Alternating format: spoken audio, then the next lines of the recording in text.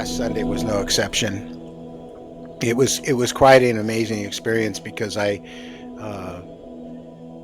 I remember being annoyed with them because they were mixing dreams in with actual conscious memories. Oh, okay. And I said to them, "You think I'm not smart enough to figure this out?" And they said, "Well, that's everything we were hoping for."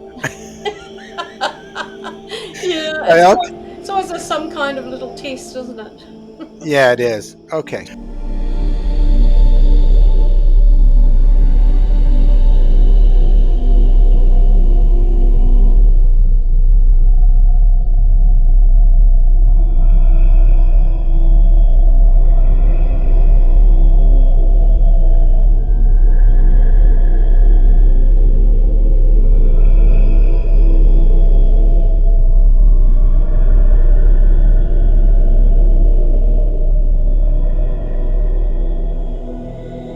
And I am so pleased today, this evening, depending on when you're watching this, to have Suzy Hansen here. Uh, you've heard me speak pretty much continually in every show since I read her book about her. I know many of you are aware of her background and her book, and there's a picture of it on the screen right now as we speak. I highly recommend this book. It really changed. Um, I don't know if it changed me, but it verified it. It validated my own experience in such a way I didn't expect when reading the book. As many of you might have done with Communion and other such books, this one went deeper as a result of the things I was keeping suppressed, memories from my childhood, and it brought me to literally to tears reading it. Suzy, welcome to the show. It's such a pleasure to have you here. Thank you very much, Steve, and I'm very happy to be here too. Um, of course, you know how I feel about your book, and we've been communicating back and forth for a while, and I've been talking to Jeff Salver as well, and who I know you know very well. We all seem to be in the same camp.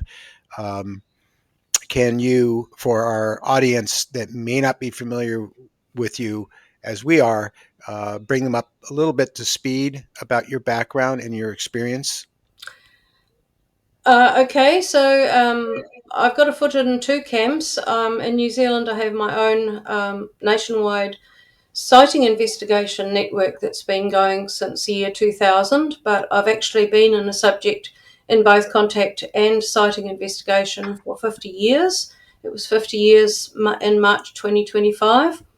Um, my experiences started when I was born, basically. In fact, before I was born, as many experiencers say, and they've continued to this day. They've changed over the years. The whole contact kind of scene has changed, and what happens to experiencers has also changed. And at the moment, I'm working mainly with what I call third wave experiencers. Um, and I have spoken internationally about my own experiences and New Zealand UFO sightings since 1997. Um, and I guess that's about it, really. Well, that's quite a lot, actually. So, um, I should have written down a bunch of questions, but also we do want to talk about one experience you had in particular that I believe was in chapter 26. Am I Hmm. correct? Yes, that's That right. one, that one really caught me, and I know I talked to Jeff Selver about this too, and some other people, um, because there was something there that I really identified with very strongly. Could you uh, I know it's early on in the show, but could you describe that experience as best you can? And keep in mind, this is kind of a different show with you because when you describe your experience, I'm also going to visually bring it to life. So keep that in mind. Um, it's kind of a experiment to see if I can mix both within the show. Okay. So do you want me to launch in and describe the entire experience? Yeah, I would because it started with the evening and Yep. them coming for you, and you can describe the light elevator if they use that at that time, because I know sometimes they'll just wrap their arms around you and they'll lift you that way. Because I had that happen myself. So yeah, start. That would be a good place to start. Well, It's really quite amazing. this experience happened in 1989, and I was a young mother with two sons, aged 6 and 4. Um, it was a weekend. It was a time when my former husband was away, so it's just me and the children there. And it really, the beginning of the whole experience was really a catalyst for me for beginning to remember much more conscious memory of my experiences. I had remembered some complete experiences prior to this, but from then on, I remembered so much more conversations, what the environment was like, whether humans were there or not, what we were there for, the activities that took place, the technology, etc. So for some reason, well, probably because they wanted me to write a book one day about their environment, that they allowed me, if I can put it that way, to remember more. We remember things in dream form. It seems like a dream, but then we get corroboration that tells us it wasn't. But on this occasion, it was quite a catalyst moment, because the first thing I remembered was I was standing in the hallway on the wooden floor with one of my sons, and the other one was asleep in bed. And so we had been, without my conscious memory of that, we'd been raised or had been invited to leave our bed and join three greys in the corridor who'd entered the house. Um, this was very interesting because at some point I knew I was in an altered state, because everything was nice and calm, and feeling like everything was going smoothly, and I had no worries about anything. But then suddenly I must have lurched out of that state of altered state and realized that they said, "We're going now." And I realized that my youngest son was still in bed asleep, and there was no way I was going to leave him. So I began sort of like not an argument, but an interaction, bargaining, I guess, with the lead grey backward and forward, that I wasn't going to go. I really dug my toes in and said, "I'm not going, I'm not leaving him on his own," because if he woke up, it would be terrible, he'd be terrified, and there'd be no one in the house. So I knew I was going, and I was going to be gone for some time. So the grey actually was very good, and he kind of negotiated with me in an effort to appease my feelings, and said he won't wake, because we've put him in a state where he won't wake. He just won't, and you don't have to worry. But I was, of course, as a young mother, and so I refused to go. And they said, "Well, we'll leave one." And I said, "What do you mean by that?" And they said, "We'll leave one of us with you, with your son, and then you can come with us and not worry." So I readily agreed to that, which afterwards, weeks afterwards, I was quite shocked about, because a young mother doesn't willingly leave their child and go somewhere with grey aliens, but that's what I did.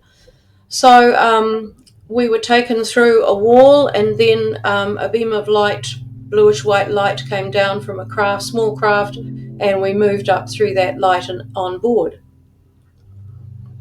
Um, Once we were there, I was told that we would be taken further out in the atmosphere to a much larger craft. So a little bit of time took place, not that long, I guess, in our time.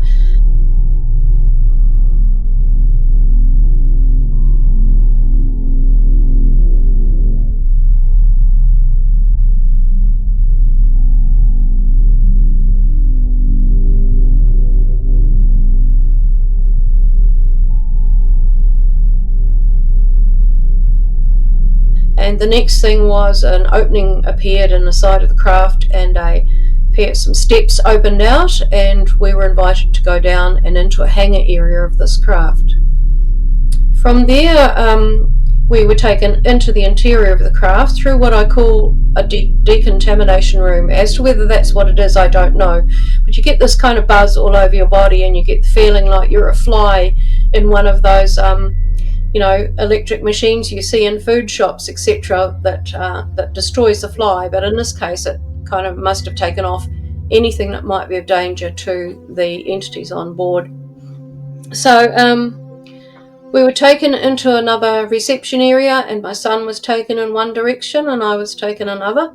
And soon I found myself being taken into an area that I recognised as the Greys' private area of the craft.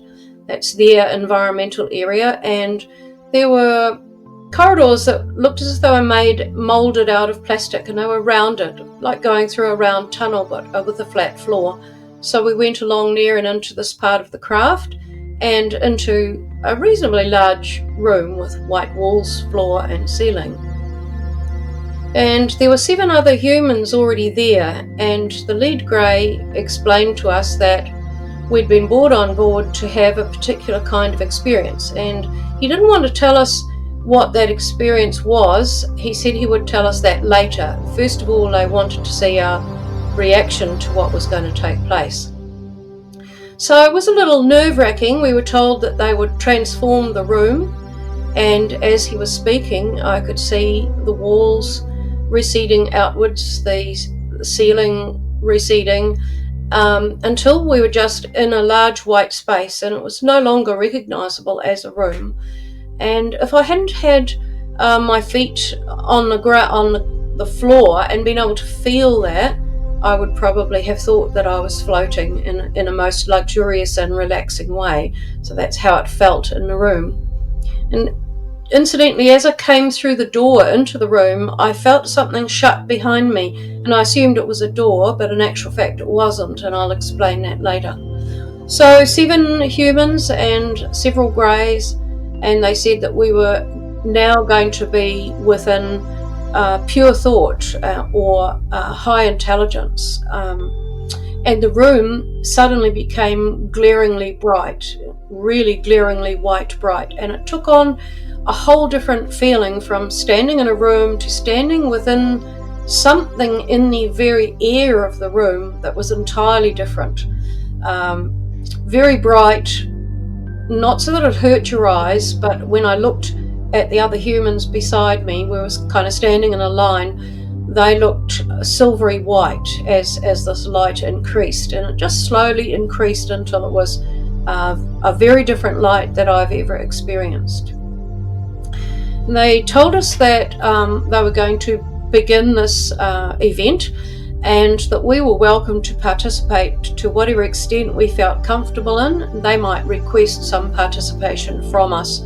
So we were left kind of standing there for quite a few seconds, wondering what was going to happen next. And I guess I kind of went on to a bit of hyper alert in that I was not knowing what was going to happen from what direction, whether something was going to happen behind me, beside me, in front of me, above me. I didn't know. So I actually was breathing quite quickly, shallow breathing, and was really on hyper alert, waiting to see what would happen next. And out of that light emerged these other forms. Now, whether they manifested in the light, whether they were created in the light, or whether they'd come from some other area of this extended room, I don't know. But other forms, and they weren't all Greys, there were other mixed species and other beings that we see on the craft, emerged from this light and joined the Greys. And while we stood there watching, waiting for something to happen, I noticed that the silhouettes of the Greys, the outlines of their bodies, were becoming blurred. And I was quite shocked to see at some point that it was like the very atoms were misting off their bodies, so that the head would start to disappear, the body would start to disappear, the extremities would stream off in these streams of colour and light, very, very bright, vibrant colour, which they said they had produced for us so that we could so that it wasn't all white, so that we could actually see what they were doing by this coloration that they were creating. So within a short time, actually, all of the figures just basically disintegrated in front of us and formed into these great swirling wave-like motions and twirling, twisting motions of colour. And they began to join together into a coloured mist, and from that they would create patterns and designs, very, very intricate, crystalline, intricate patterns in the air. So this was quite overwhelming, and it was happening quite quickly at that stage. So it was a lot to take in. Um, Accompanying this change of color was this feeling of exhilaration. And I could tell that the other humans around me were sensing the same thing, because I could tell by expressions on their faces or just some movements of their body. And then everyone began to feel very tearful, because this feeling of joy and absolute euphoria became more and more and more powerful, until it was almost unbearable, if I can put it that way. It was so extremely overwhelming, and I had never experienced such joy, such depth and breadth of joy and euphoria in my life. I can't even appropriately find the right words to describe it. So this, what I call a thought voice, was the consciousness of the lead grey was communicating with us. So even though his body had disintegrated and he'd become something else, his consciousness was still telepathically communicating with us. And he explained that this room is where they experience relaxation. It's like a form of not entertainment, but relaxation, and where they can free themselves from the tight schedules of the intense work that they do on this planet with humans and with nature on the planet. So he was showing us how they relax and how they release all of this tension, and how they are able to continue working in this environment. So for us, I suppose the equivalent would be walking in nature, or sitting by a waterfall, or listening to some really great music.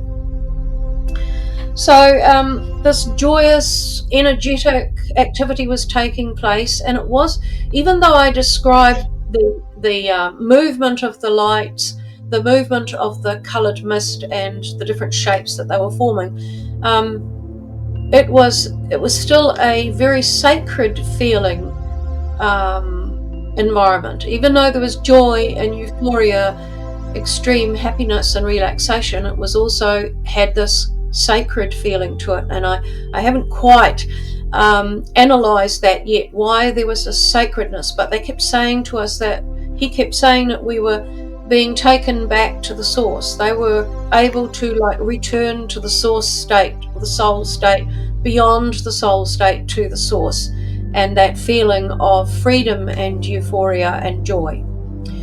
So at that point, we were all very tearful, and they asked us if we wanted to suggest something that they could form into that was recognizable to us. So there was I remember someone asked for a pencil to be formed in the air, someone said a honeybee, and someone said a lotus flower. So all these different shapes that we telepathically requested, they were able to create in the air, in fluid movement, and in absolutely precise, and then disintegrate them all again. So what we were seeing basically in our minds was every atom in their body, every scientific part of their body, I couldn't even find the right words, was forming these things, had become something else. And at that point, they introduced something which really tipped us over the edge in terms of euphoria and high emotions. And that was, they introduced what I can describe as music, but not as any music that we understand. It was seemed to be multi-layered, broad and deep, multi-layered sound, but it was not sound as we know it. But in our being, or in our minds, or our consciousness, it created this melodic, celestial sounding music, is the only way I can describe it. And they said that they were creating music from energy, music from motion. So we were exposed to that for quite a little while, and that was really overwhelming. All of us were really breaking down. It was like a feeling of having every worry, every pain, every disaster, every bad thing that's ever happened in your life, it was like it just was melting away. And I can describe it as, for me, it felt like a wind blowing through my body. It was as if my body was no longer solid. It was as if a wind was blowing right through the pores of my skin and out the other side, and taking all of this dross and all of this trauma and whatever you suffer in your life that you regret later on was taken away. Of course, it all came back later, unfortunately, but at that moment it dissipated. So at that point, they then began to just calm down, shall I say. All of the colours began kind of filtering down, and reforming into the shapes that we were familiar with. Um, we were given an explanation then. They'd wanted us to experience what they experience, or as far as we could allow ourselves to experience it, how they have this rejuvenation with the source, using the source.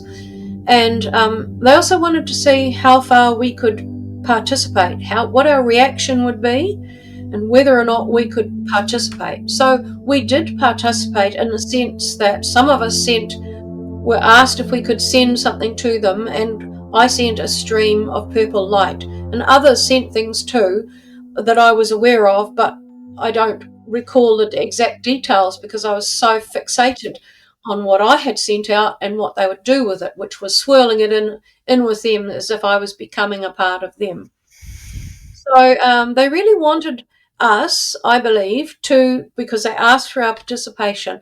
I think they really wanted us to let go to the extent that we could disintegrate in the way that they had, but none of us could. Maybe it's because we were all the same age group and we're brought up in the same era, and and there was that caution that sometimes we have when we're brought up in a particular era, that caution of letting yourself go and wondering whether you can come back again. So none of us actually let ourselves go to that extent, but we were able to manifest things along with their assistance, and I guess with the assistance of what they described as this massive intellect that was now in the room in the form of this white light.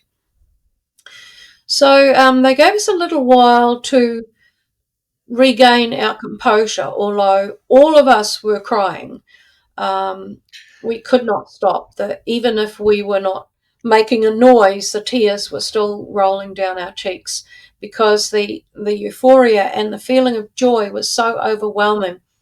And I know I was thinking, and I'm sure the rest of the humans were too, that what a different world this would be if we were able to experience this joy to this extent. Would we be the civilization that we are now, or would we be something entirely different? So in a sense, they were showing us what humanity could become, and they said that in the future we would be able to do this. We would be able to do what they have done in the room. So we regained our composure. They said to us that he said he would bring the room back to how we would imagine it, and the walls began coming back to us again, and we knew that it was time to leave. At that point, I turned towards the door and I saw that there was no doorway. There was a doorway, but no actual door. I'd sensed something closing off behind me, and I assumed it was a door, but it wasn't. It was actually the light. They had put a stop to this light that was in the room that they then increased and manifested much more bright light, what they called the source light. But when you looked through this opening, this archway, you could see figures going backwards and forwards in the corridor outside. So there were greys and other species moving backwards and forwards, doing whatever they were doing that day. And it was like looking through a giant drop of water. So everything was kind of blurred and smudgy on the other side.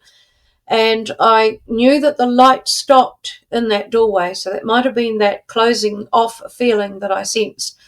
When we left the room, filed out in quite an emotional state still, it was like walking from a moist or damp environment into a drier, less bright environment, is the way I can describe it. So there was this distinct feeling in the white room of a presence of water, is the only way I can describe it.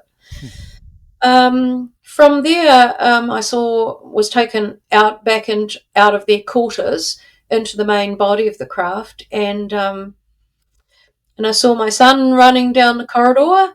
I noticed always on the craft that he seemed to be more relaxed with them than me. I guess as an adult, you are more cautious of everything, but my son was in complete friendship with them, and the way I could see him relating to them, I knew they were telepathically relating. The smile on his face, the brightness in his eyes, and it was as if they really loved him and the younger children like them that they bring on the craft for various things. At that point, I was told that what he was being taught while he's on craft is really important in the future. His generation are going to be doing some pretty tough stuff and some pretty important stuff. So they need a lot of guidance right from early childhood and education. And we were taken to the departure area where we sat and waited, and I didn't remember any more from then. I didn't remember getting back home or seeing my son, but I'm assuming that when they put us back down and took us into the house, they were joined by the third grey to leave. And the next day, it was all there right in my mind. We'd probably been instructed to get into bed and go straight to sleep, which is what they often do, and in the morning it's right there, and you then have to cope with that in the mindset that you're in your normal life, Yeah, not in the mindset you're in when you're on a craft, which is vastly different. we're living in two worlds, Yes. and Yep. sometimes even Right. more than two worlds. Um, God, just listening to you recount that was emotional for me because I don't know, I was there. It just happens to me so often when I talk to people who have experiences that I'm listening to them, and then I'm not aware of my own surroundings that much. I'm actually there in that moment. I saw so much, but one of the things that triggered in me, and I don't know if I talked to you about this before, but I had this girlfriend when I was 26 years old. She was 24, and she had spent the night at a friend's house this particular evening, and she had a brain aneurysm and died. Uh, I had no idea that this was going to happen. I didn't know that this happened, and I was having a dream that morning, right at the time when she died, and I was in this expanse of multicolored light with this music like you described. And now this is helping me hearing this from you again. I read it in the book, but really hearing it from you is it put me back there and I went, wait a minute. I had this really strong impression that not only she was there taking me out of my dream or pulling me into that realm, but so were they. Mm. I didn't see them, but then again, I was looking for beings, not colored light, swirling and the music. And um, so the dream was that I was in this environment, and she came out of the mist to me and told me how much she loved me. And the odd thing was is that she wasn't wearing any clothes except for her underwear. And she told me that she was very happy. She'd never felt so good ever. She was so happy, and then she joked with me a bit because she used to make fun of me with my interest in UFOs and and alien beings. She says, "You're right about the aliens; they really are here," which was almost comical at the moment. But when I woke up from that, I didn't understand what had happened. I had to get to a screening of a movie I worked on, and it wasn't until I come home later there were messages on the machine that she had died at that time. And then later I found out she was found off the couch.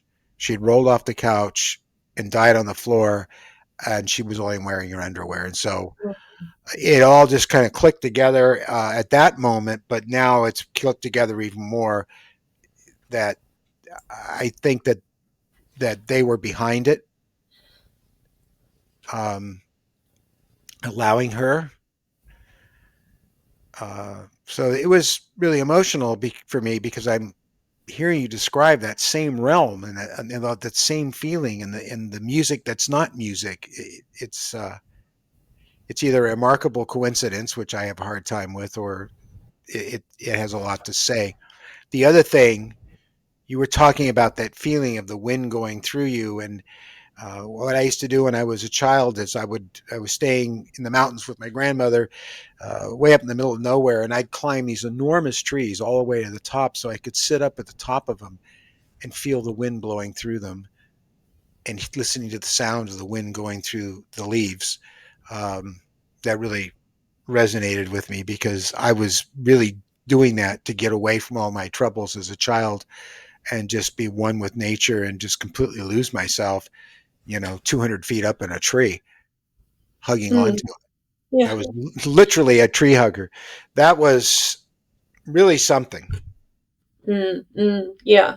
to hear. Lovely. It just, I mean, I'm hoping that what you described resonates with other experiencers on this channel. We have quite a few, um, and we're all pretty much of like mind. But uh, that was just remarkable. I'm trying to get recomposed, Mm, mm, and all you did was describe it, and it just took me yeah. away. Well, I've probably described it many times, Steve, and I hope I haven't lost the emotion of it.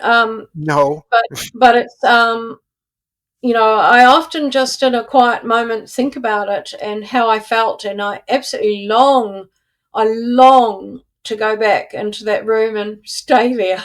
It's just, um, it's not like anything I could describe in earthly plane. But I was so touched by this experience and the way they looked after us and communicated with us, and they just unfolded it. It was like it was a surprise. We didn't know it was going to happen until it happened, but they unfolded it so carefully for us. We felt overwhelmed, but it wasn't so overwhelming that we collapsed or we fainted or some other thing happened. We were crying and tearful, but not sobbing. It was just tears of joy, not tears of fear or anything like that. I know the And feeling. they were so gentle with the introduction of each stage of the experience. And he would just talk to us in this calming manner, telepathically explaining each piece as it went along and allowing us to feel what some of what they were feeling. How much of what they were feeling that we were able to experience, I don't know. But, I talk in my book about the dual soul connection, a dual soul capacity that some experiencers have. And the other reason they may have done this with us is that the dual soul capacity in myself and many others means that the grey that we are connected to, the intelligence that we are connected to, may well have been able to gauge and experience through us how far we could go, how far each of us had gone into this experience and become part of it in some way. So there were all these little testing situations happening, and I talk about this frequently in my book and in speeches that very often we go there for education and information. Other times we go there because they want to test us. They want to test us of how far we can go with their technology, how far we can go with their acts of consciousness and the use of technology that relies on consciousness. So they test us about the psychic capacities they have taught us, and many of those things we can't do down here. We have got a heightened psychic ability, I believe, most experiencers, but we can't do what we can do in that same environment on the craft. And I have been in rooms before where I've been told that I was under the consciousness of what I called as a little child the big brain. So here's this consciousness within the craft, which they all tap into, which they're teaching us to be able to tap into as well. So there was this test element to it as well, as could we disintegrate, or could we only contribute a big stream of light, or could we contribute emotionally? Could we reach that level of euphoria and emotion that they had? I don't know, but it was a fascinating experience. And for many years, decades actually, I'm showing my age, um, I tried to find other experiencers who might have experienced the same. And I've always done that with my material because, people say to us, oh, you can't prove you've been on a craft, you can't prove anything. And when you come up with some corroborative evidence, they say that's not real evidence, but it is. And when you look at the patterns right across what experiencers have, they're all very similar of what they experience. But it's those very different experiences, like this white room, where they select out a few people. So there were only 8 of us, me and 7 other humans. They've selected us out for some reason to experience this. So we do know that the education goes way beyond working with our environment or working with people or any of those things which many of us are doing in the humanitarian and ecological areas on the planet. But this went beyond that, and so I tried to seek other experiencers all the time to try and find if anyone else had seen, like, the light elevator I've travelled in on a craft or been in the white room, etc. So you have mentioned your memory of this, and Jeff Salver, of course. I worked with Jeff on his new book Hmm. and his revision, and he has experienced it. And one of the people who worked with, one of the experiencers who worked closely with Dr. John Mack, who calls himself simply Carlos, I communicated with Carlos some years ago because I found that he had also experienced the White Room. And then there's another New Zealander experiencer who describes something similar. It's not quite the same. He doesn't go into the activity that we went to or the experience, but the room is similar. So, are all these people imagining this? No, this actually is evidence of a sort, where you have people who can identify something so unusual and describe it identically. Wow. Yeah, I remember in high school, uh, the white room, and there was like a tent in the middle of it, and there was this woman in the tent, and I would go in there with her, and I was taught things. Hmm. I'll never Yes. forget it. I remember other times being in the white room as well. Um, wow. And it's interesting. The only other time that I have recollection of that I've been in the Greys' private quarters is when I was 12, and I Hmm. was taken in there to have a look at other ways that they have forms of entertainment. And I was shown what I called a virtual reality chair, because at that time, when I was describing that, we didn't have augmented reality. And now, of course, that we have augmented reality, I realise that that's what it was, because the user of this particular chair was able to operate on all of their senses, not just a visual sense. Yeah, I found myself at times very attracted to virtual reality because I have two headsets, and I was creating virtual worlds in there that you could experience that were related to our experience. But since I've been doing these shows, I really haven't had much time for it. I'd like to get back to it, but there's only so much you can do. So, Yes, that's right. Yeah. so Yeah. Susie, you speak a great deal in your book about the program,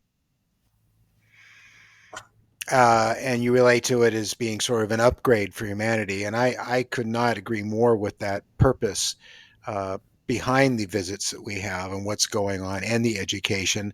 Um, and it's interesting that uh, you talked about that amphitheater setting, someone speaking on stage, sometimes a human, sometimes another entity, and talking to a large amount of people in seats that are human.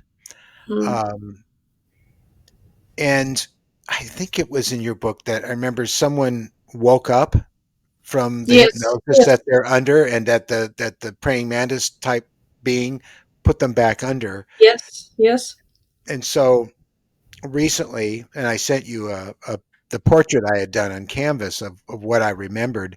Um, I don't know if this was an effect of reading her book or not, but my gut tells me it was real because it was one of those classic situations where you come to, you look around, you go, where am I? And I looked around, I saw all these people, and there was somebody on stage, but something else was drawing my attention because it was talking to me. And I turned and looked, and that's when I saw him. And he says, I know you can see me.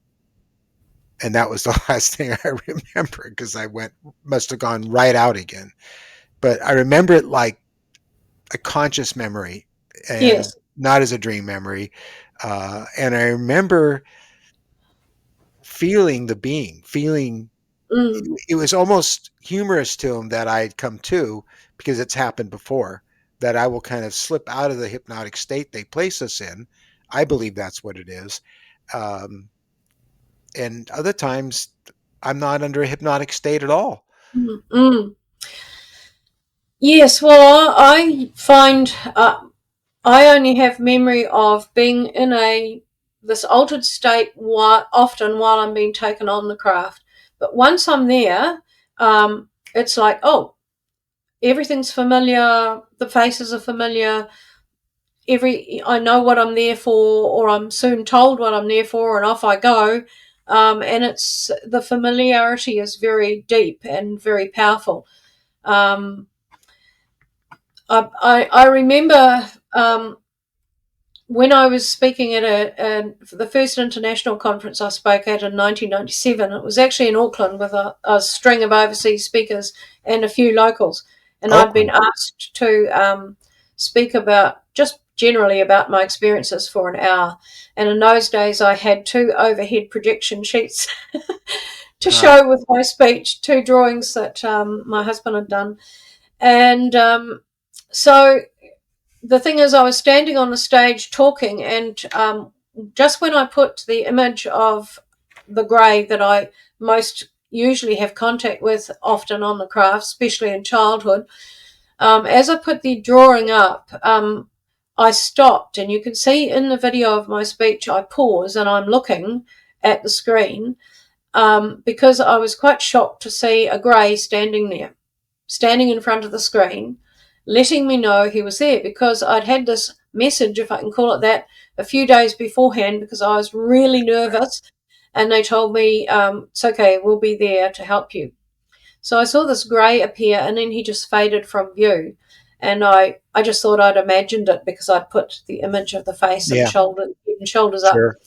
But later on, when I was leaving the auditorium after the speakers had finished for the interval, I went to the ladies and I was followed in by an elderly lady who came up to me and said, I hope you don't mind me talking to you, but do you know that there was a small grey appeared by the screen very briefly while you were speaking? I nearly Yeah. died of shock. And I said, actually, yes, I do. She said, well, I saw him too. And he was there a few seconds and then he faded from view. So, and she was able to tell me exactly what part of the speech it was, when I just put the picture up, etc., etc. So, that's your corroborative evidence. And to And they were me, behind it. They were that's absolutely evidence. behind it. Yes. Yeah. So I stayed in touch with that elderly lady for many years until she passed away. She turned out to be a very spiritual person. And she wasn't really that into UFOs, but she decided to come along to this conference and she was glad that she did. And she said she felt the only reason she'd been taken to that conference, made to go, so to speak, was to give me that message and give me the reassurance that they were there looking after me. Yeah, and they were, and that is how it works. At least that's how it's been working with me all through my life. You know, and I know they've been protecting you, Susie. You know, I mean, Oh, they have. from danger, and I've been in some terrible car accidents I should not have walked away from. Mm. Yeah. And then other than another thing happened too when I got peritonitis and I survived. There's just so many things I should have never survived, Mm. but somehow Yes. there was always this force or this feeling of a force watching over me. Uh, Mm. like one night when I was in my Alfa Romeo and I spun out because I was driving very fast down a country road at night, and they had the sprinklers on, and I saw the water, and I had the option of going over the guardrail and dropping 600-700 feet below into a canyon, but my car magically went backwards up onto a hillside somehow, and I felt Mm, something push on the car, I swear. So I know mm, that they have been watching out. I mm. feel like I shouldn't even be alive right now after all the things I've been through and done and the Me thrill seeking. too. Yeah, I've had several experiences where I've nearly died, or I could have died. The most recent was when I spoke at the Congress in 2018, and there was an attempt on my life. Um, and there was a miraculous intervention. Mine always seems to be miraculous interventions that pulls me out of it in time. Um, my chiropractor, who I went to on one occasion, and I'd had something terrible happen to me, and he said, "With all the things that have happened to you, Susie, you should be dead by now. So someone wants you alive." Yeah. And I thought this was quite interesting, considering he was a very staunch fundamentalist Christian, and he was making that kind of statement. He wasn't mentioning aliens, of course, because he wasn't into that, but he had this awareness that something was saving me time and time again, and I hope they keep doing that. Yeah, me too. My bladder cancer has completely disappeared. It's been 2 years, and my That's wonderful. urologist was checking me every 3 months and every 6 months. And then when I saw him recently, he said, "Well, it's been 2 years. Nothing's come back. See you next year." So now I have to Mm. go once a year, but it is remarkable that it's completely gone. Yes, yes, it And is. quite frankly, they told me they've been in there doing stuff. Mm, mm, But it's the question I get asked by a lot of very skeptical people is well, why didn't they save your wife from breast cancer? mm. Um, and why don't they uh, help children with terrible diseases and things like that? And that is a good question, but um, and I really don't know how to answer that. I really don't. I know that you talk in your book about how they will only go so far with correcting physical problems in the body, and in a lot of ways, if like if you're missing a leg and you suddenly grew it back, there'd be a lot of questions. It would draw a lot of attention to them. I mean, that's a terrible analogy, but they have to be Yeah. cautious too, because their presence being known to the greater population of this planet is something that's being done incrementally at a very cautious and slow rate for very good reasons. So, Mm, if you're suddenly dying, if you cure terminal cancer and then you wake up one morning you're miraculously cured, you might end up being dissected. I don't know.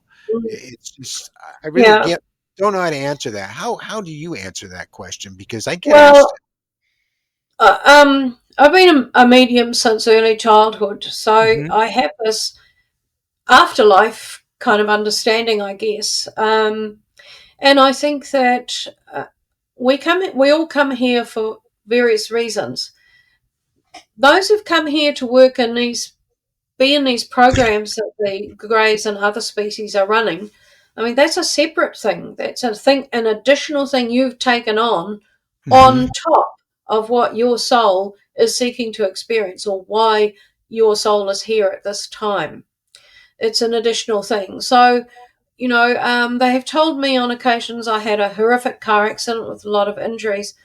Took a while to come right, and that I remember being taken on board craft and told they were expressing it telepathically, but it was tearfully telepathically, that they're really sorry. They cannot do more for me. They will do what they can to assist me, but they can't fix me. I'm stuck with certain things, because that's what my soul came here for, to create an experience either for me or That's correct. someone associated with me. Because you know my husband, who has often had to look after me for long periods of time, Hmm.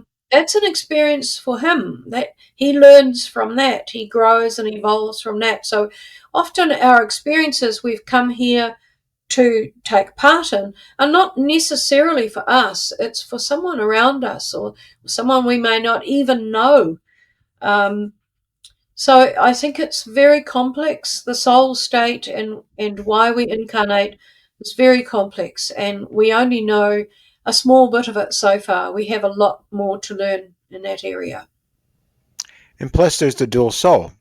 If one has it, and I feel I do, do you find that your dual soul talks to you? Yes, in a sense, not telepathically or anything like that, but I do I do have insights that suddenly come from somewhere, and often I believe that's the other side of the soul speaking to me. Right, especially with people and dangerous situations. Um, it's your intuition, it's the gut feeling, it's what you feel in your heart. But with me, it's really strong. And whenever I've Yes. gone against it, I've suffered as a Oh result. yes. Oh And yes. You get slapped down. yeah, you do, You learn the and hard way. you do. It's, and I agree with you that um, I think people who are interested in the subject, and especially if they're experiencers, they need to study near death experiences and even channeled by mediums, people who have passed on. I know a lot of people roll their eyes when they hear this, but I've listened to a lot of tapes going back into the 50s of mediums that have, uh, in particular during the 50s, channeled people who died in World War II. Mm, And the mediums don't know each other. There was no internet back then. And you listen to the various recordings, and there's a real consistency there of mm, how the person that's moved on to the astral plane describes it. mm, It just describes the whole feeling. Obviously, these experiences are so related, are really one. And I feel that our visitors, the Greys, whatever you want to call them, and the other beings as well, it's not just the Greys, they have a much greater understanding of mm. what we think of as the astral plane, because Yes. they live in both realms and maybe others Mm, simultaneously, which I think is mm. something we're reaching towards. What do you think? I think so. I think more and more people are waking up, but I think more and more experiencers are beginning to come into their own in terms of their own strength, their own conviction, but also their understanding of their experiences. I talk to experiencers all the time on Zoom for a whole variety of reasons, and what I'm noticing is their strength and confidence has escalated compared to what it was, say, 20 years ago or even 10 years ago. Sure. They're more comfortable in their own skin, and they seem to know more what they're about and why they're here, and and what they should be doing. Yeah, So I also think the dual soul aspect, where you can tap into the a grey intelligence. Um, I think this also helps us to discern what is happening in the field at the moment and what you can just completely not worry about, what you can just completely ignore, what you should be concerned about, where you need to do some work or give some input or whatever. And and I find that I'm always busy, but my workload is increasing because of this capacity. More people are into getting into their, what can I call it, where they're supposed to be, and making more connections with each other, with other experiencers who are in the same vein. And I think that a force is forming. By a force, I mean a power that is human but also cosmic, if you want to use that trite word. Um, a cosmic power. We are feeling it, and we are understanding what we need to do with it. And I look at the whole disclosure situation, which is not really in New Zealand. I was instrumental in lobbying the Chief of Defence here to have the MOD UFO files released in 2011, 10 and 11. But I'm talking about mainly the American disclosure that's going on at the moment. So many people are pinning all of their hopes and dreams and I know. everything on this disclosure, but I feel very differently about it. I feel a bit ho hum about it. Me Yes, too. it would be nice if some documents came out that proved a few things, but really, that is very distinctly different and apart from, separated from the experiences that experiencers, contactees, abductees have had. That's a whole different realm, a whole different world. It has a whole different purpose, and eventually people will see that that is what is important to our future, not pieces of paper that are being released and secrets that are being, revealed. But having said that, I also think there's some crossover areas where experiencers need to take notice and be interested in what's going on. And for me personally, that is the technology area, because that's why an attempt was made on my life, and I was threatened in 2018 because I spoke at the Congress about uh, ex- um, UFO technology, grey technology, and other species that were on the craft, and how it operates. And I've been able to track down similar or almost identical technology that's come out in the world, in America in particular, in just the last maybe 10 years. So when I first started talking about some of this technology, it was like I was talking about fantasy, and people were saying, "What is this? A novel? Is this a fiction book? Yeah. Fiction experiences?" Because it was so unbelievable and incredible. But now we have that technology. What concerns me is that technology's been back engineered or downloaded, shall we say, and someone's making a lot of money out of it. And we may never get to the bottom of any kind of disclosure or pieces of paper about that. In fact, people may be in danger because of that, and I certainly was. So it's only natural that people don't want to know, don't want an experiencer talking about the similarities between this alien technology and this that was produced in 2016. The link is so great, there has to be something behind it.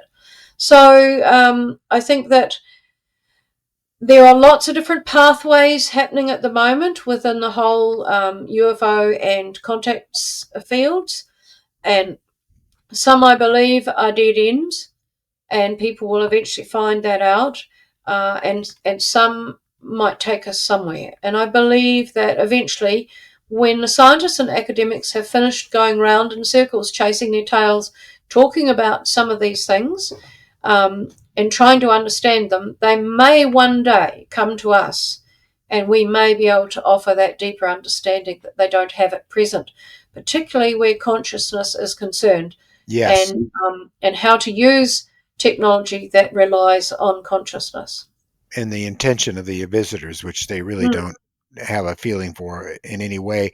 I get the feeling that the thing they really don't want the public to know is how powerful we are as conscious beings and how we can alter physical reality, and even integrate with conscious technology. I think that's the big cover up more than anything, mm. um, because you can't control people who have that ability. No, no, and that does make it dangerous for us at the same time. But no, you Okay. can't.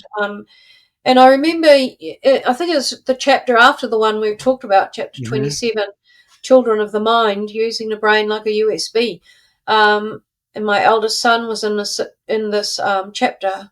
He's the one I'm talking about, and the Greys told me at that time, as the mother watching the activity, that eventually the time would come where all our forms of communication are monitored and surveilled, and that we experiencers in particular will begin to rely on telepathy. They will regain their abilities down here on the planet that they are capable of doing on the craft.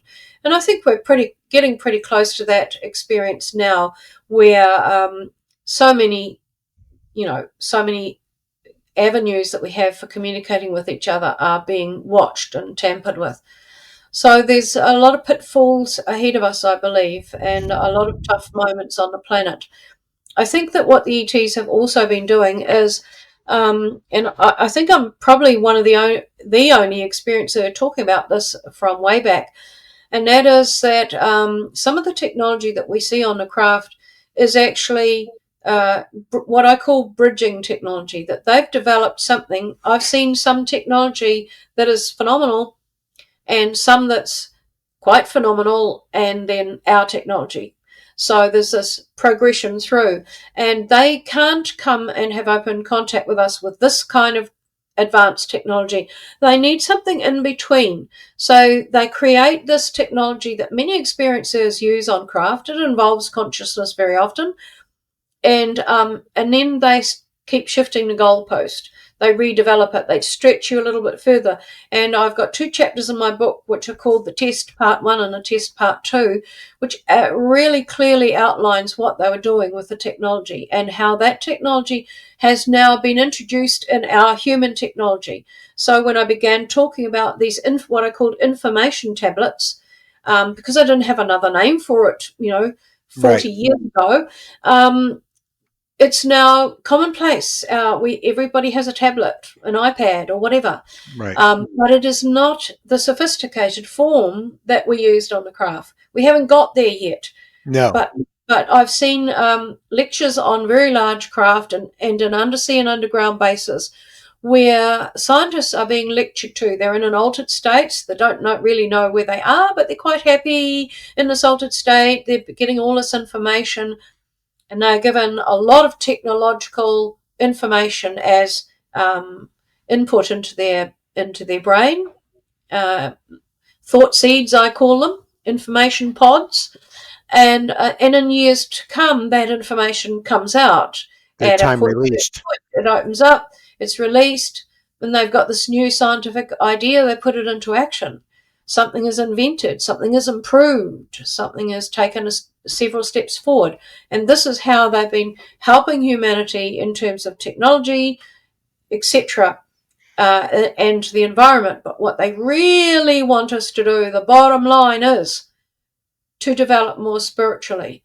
And they're not going to be showing themselves and giving us advanced technology to work with unless we have the spirituality to be able to use it in the right way, and not weaponize it, not use it against humanity, but Yeah, they use it love for that. humanity.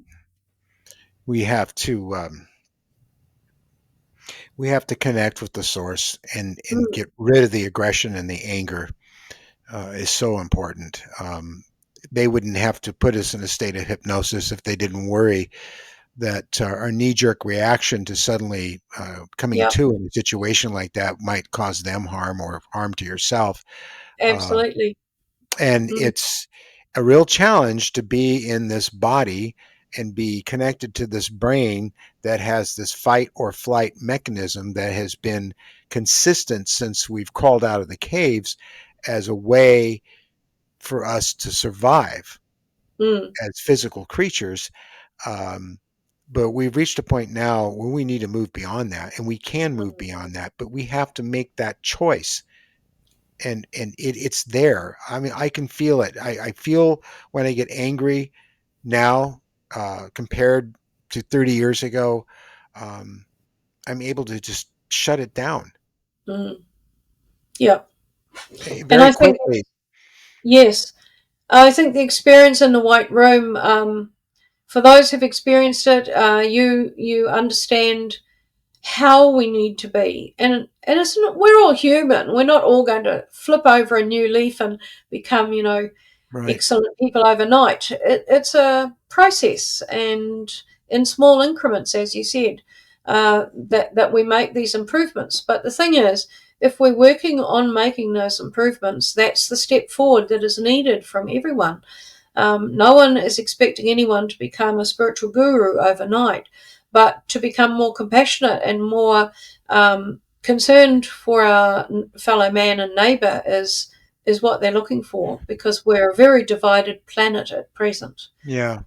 and we're connected, yet we're deliberately disconnected, and we're not Mm. connecting to our actual being, who we really are, and that's not these bodies. And we also need to speak out against about those situations or rules or laws or people who are fostering that division, because nothing can change until that changes. It's true. Wow. In closing, I'd like to ask you, because I can hear the thought processes, even though I'm recording this now, I can still hear them, and people are going to want to know um, if your education and your experiences are still ongoing. I get asked this all the time, and I said, yes, they are, and it seems very prolific lately. How is this? How is this for you to answer that? Yes, it's ongoing to the present day, and I Mhm. agree with you, Steve, that that it's increasing. And I'm in touch with a lot of experiencers around my age, and they are all saying the same thing.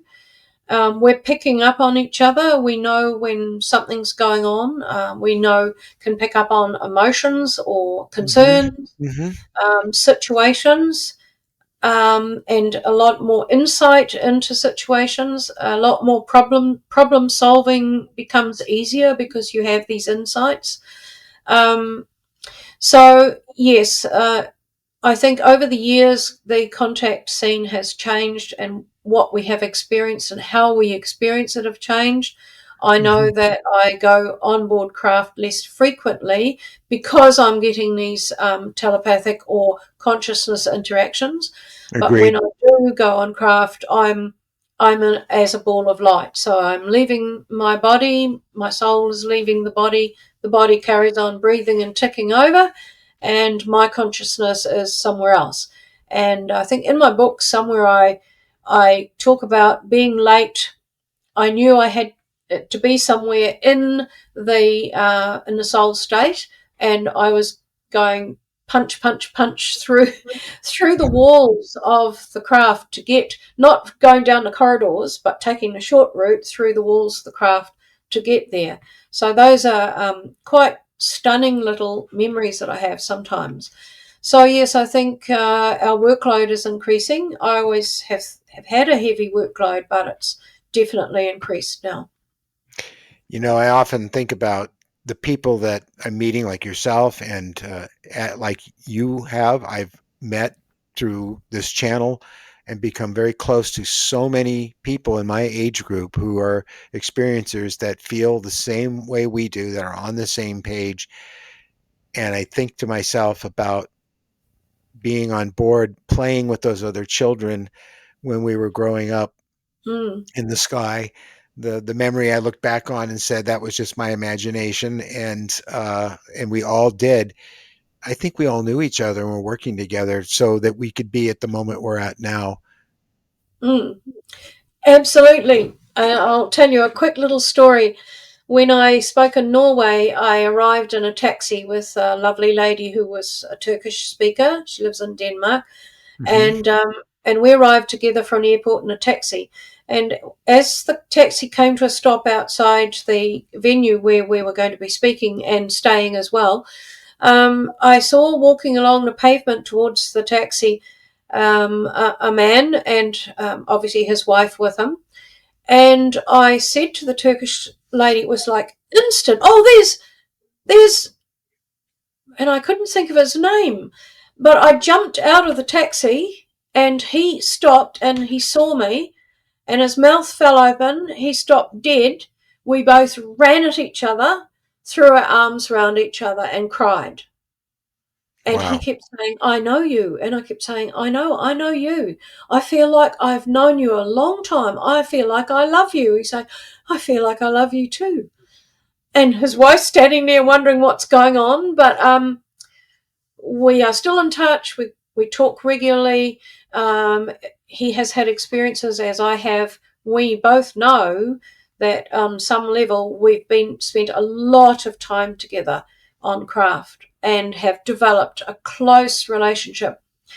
And these are the kinds of things that I'm finding more and more as experiencers are teeing up with people they feel they know and that they likely had been educated with or done activities with on craft, and are therefore in the same program. Multi-layered programs are being run by the ETs for decades, and I talk about that in my book. And people are in that program, and they're teeing up because they need to. They need to be swapping notes, supporting each other, and being there for each other in the times ahead. You know, life is so precious, and so are planets like this one. And I wonder how long they've been doing this and on how Mm. many worlds. Yes, well, I said but that's their job. They are intergalactic, so they are traveling all the time in very, very large craft, like massive cities. And Yeah, what they do, they use their particular skills in conjunction with other species to achieve certain goals. I We think of agree. the greys as being, we talk about the greys all the time Mhm. as the ETs, Right. but in fact, when you go in craft, as you all know, there's other species, there's the mantis, and there's other mixed species, and there's the human-like, call them Nordics if you want, as well. And they are all working in the background. The Greys are just the front man. They have certain skills that are needed in that area. The mantises are doing all of the facilitation and a lot of the planning of the programs. So we have a number of ET species who are working together for our benefit of humanity. And then there's people who look just like we do, Hmm. um, that are either us, being taken on board and working in tandem with everything else that's going on in the program, or they're people that are human just like us that have lived with them and been there all along. I question which one if it is or if it's both, but I remember many times seeing human beings. I mean, just regular human beings. The fact the doctor that I dealt with when they were working on my head, doing this intricate surgery of this little ball device and a needle that bored into my head, and I had actual proof that that happened because I went to Roger Lear the next day, and he said, "Sure enough, you've got a hole into your head. You do not go to the doctor with this because they're never going to believe your explanation." Hmm. That's right. He patched me up, but the doctor was male, and he had a mustache, and I can see him perfectly. He had glasses on, and he's working with the Greys, and he's angry at them. I mean, not really mad, but saying he's going to know. Basically, they had messed up in his Mm. opinion, and I've never forgot that. I even did a hypnosis on it because I wanted to see if I could get more detail out of it. Um, and I know that you, from reading the book, there was one person that you had been seeing over all these years. You actually watched him age. Mm.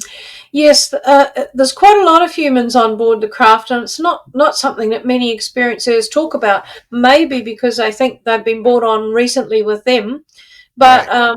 I think there's a lot of them that spend a lot of time up there. And I don't know how long you could be in that environment. Sometimes that environment is quite cold. Um, but Yes. mainly the humans that I've seen are in navy overalls, and they're working on craft. They're being introduced to, taught about technology, etc. But also on one occasion, which I'm writing about in my second book, actually, is where they were brought. A team of them were brought into a room to observe a group of humans that I was part of communicate with hybrids, advanced Oh, hybrids. yes. That's something we didn't cover, and we'll probably have to cover it another time. But that's a very Mm, real program. mm. So um, definitely, there's an upgrade going on, and I'm really glad because we really need it. Yes, yes. That Really that do. one who had aged was the in a navy uniform and was in an underground base, but he was also on craft, and I recognised him immediately and recognised his voice because he did verbalise to the humans who were coming on board at one stage. So we know that there's humans who've been in this a very long time, Right. and they probably know a lot more than we do about what's going on. Oh, I'm sure they do. there is a joining together. There's a knitting together that's been going on between these species and humans. It's been going on for decades. I would have to agree with that. And we know a lot more than is being revealed to us because we Yes. everything's so time released, and it's so amazing when it does release. It's Mm, just it's just it's exhilarating. It's like suddenly you clearly understand something that I find that if there's been a night when something's happened and I know it the minute I wake up, I have little bits and pieces of memory of it. And when I try to penetrate what's being kept from me, I start getting sick to my stomach. mm. And Yeah, if you're they not tell ready. me, no, don't do that. Don't push it. And Yeah, I find because you that see, really interesting. we will. Human nature is that if we get a glimpse of something, we'll try to make it happen. We can Oh, engineer it, we're like little and it ferrets. may not have the outcome it's supposed to have, or the learning experience Right. in the middle that you're supposed to have. Yeah, so and that's why they put these packets of information into the brain, and it's time related and event related sometimes too. So it releases at the time that you need it most, or you need that understanding or information. Wow. This has been an amazing, a bit over an hour, but I could go on for another hour easily. Um, Thank you so much, Susie. We've been working on getting together to do this for quite a long time, and I'm really glad we did. And I hope that we can continue this again in the future. Definitely. Is there anything you'd like to say before we close? Um, well, just one couple of things. Okay. Just quickly, there are dangers in people coming out and saying they're an experiencer, and there are a lot of people coming out and saying that I'm a contactee, you're an experiencer now, and I just want to just put that little caution in there that it can change your life and your family's life and the people around you. So by all means, talk to another experiencer like myself and many others, yourself and many others. Talk to someone who's been around a while and gauge what you're experiencing and why you want to go public, because it can change your life. You can still achieve things and you can still do what you're meant to be doing, but you don't necessarily need to go public. It does have some downfalls. So that's just a word of caution, and um, that's probably about all I want to say. Um, we're coming into difficult times, and so people need to connect, definitely, but be careful the way in which you connect. And in some cases, some of us are supposed to be public and and bring people together um, because that's the only way to do it. Oh, hmm. I don't know what's You've going frozen, on. Steve. Yeah, I can. There, you're back. Uh,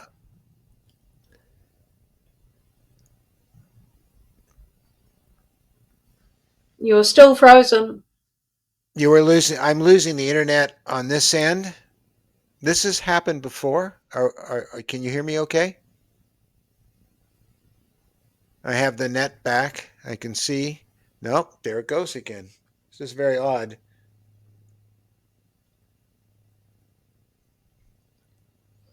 You're still Well, frozen, Steve. I can't hear you, and your image is frozen. Okay.